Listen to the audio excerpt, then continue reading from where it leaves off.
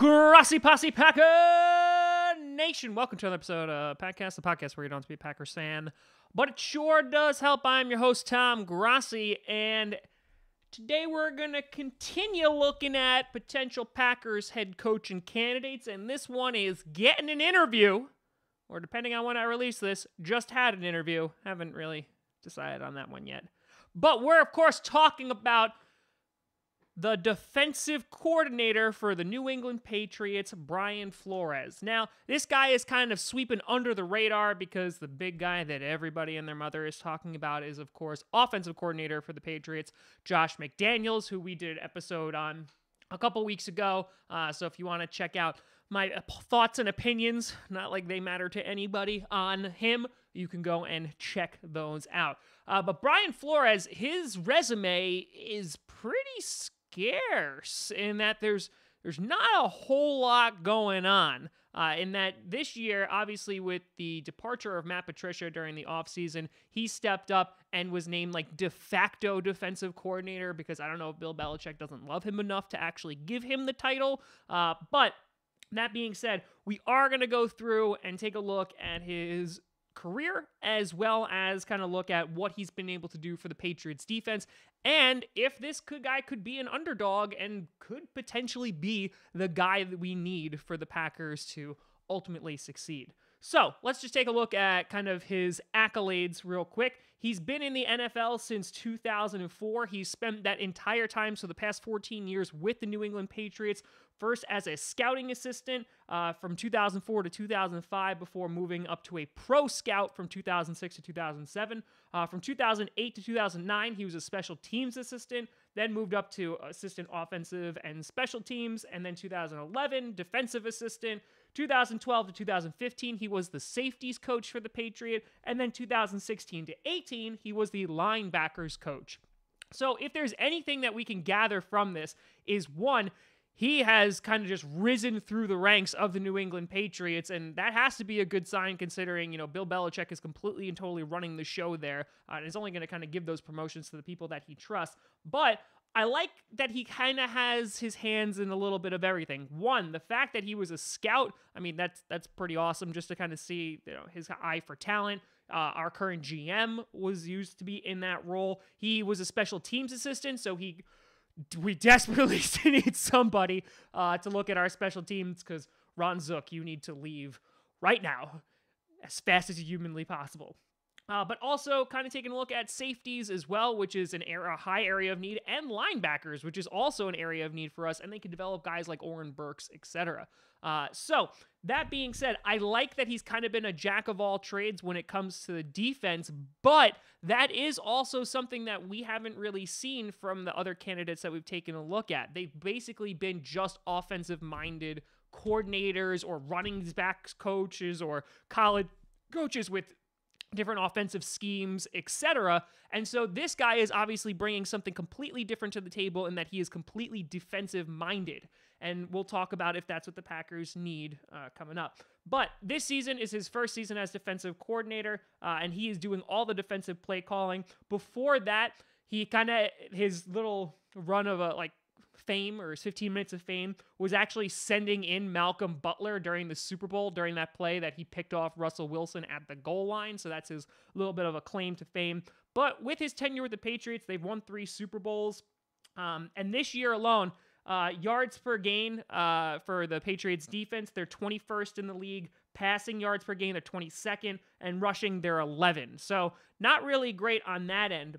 But the Patriots have that defense of the bend, don't break kind of variety because their points per game, right now, they're number 7 in the league at 20.3 points per game. And in the last 3 games, they've had an average of 10.7 points per game. So that's pretty damn good, considering that the Patriots are so known for picking people out of the garbage and being like, hey, come be an all-star now, and then you can go sign with the Titans for millions and millions of dollars. So while the yards per gain, both in passing and total, aren't super duper impressive as they are outside the top 20 of the league, the points per game, the fact that they're top 10 is pretty awesome. And so the guy seems to know what he is doing.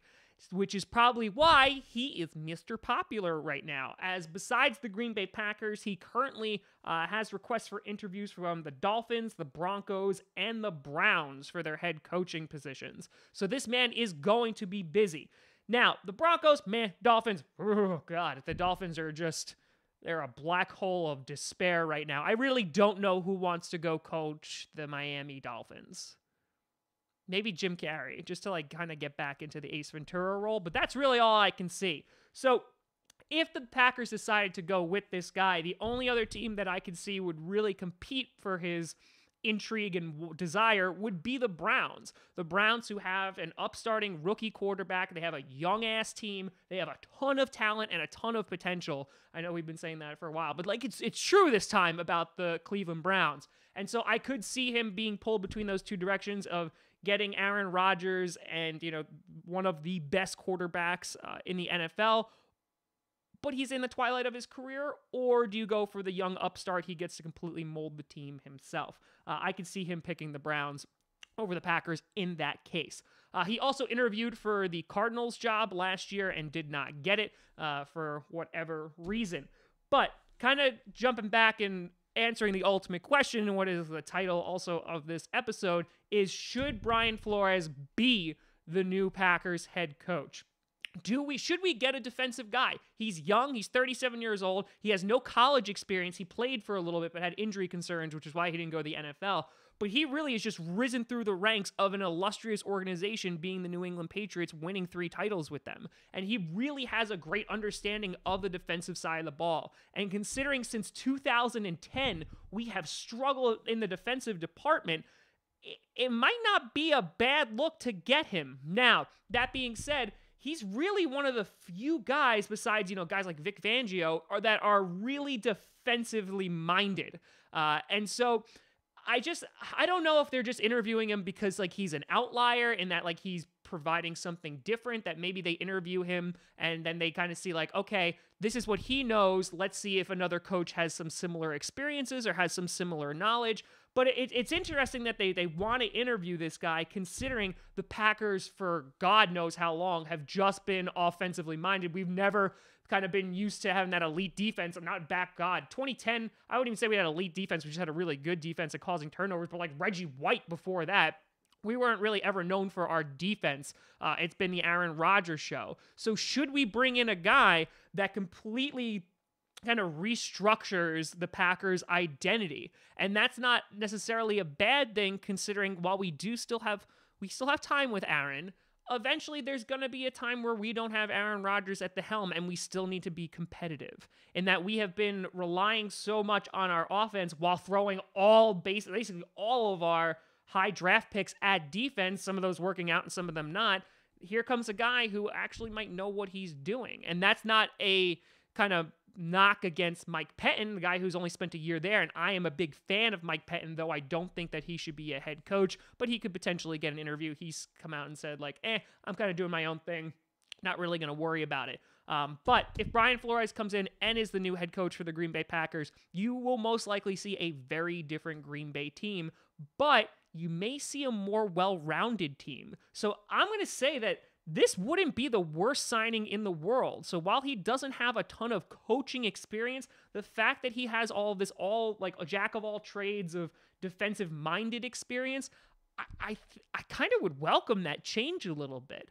But again, there are more competitions and there are other candidates out there. You know, Vic Fangio, I know a lot of people are fans of him.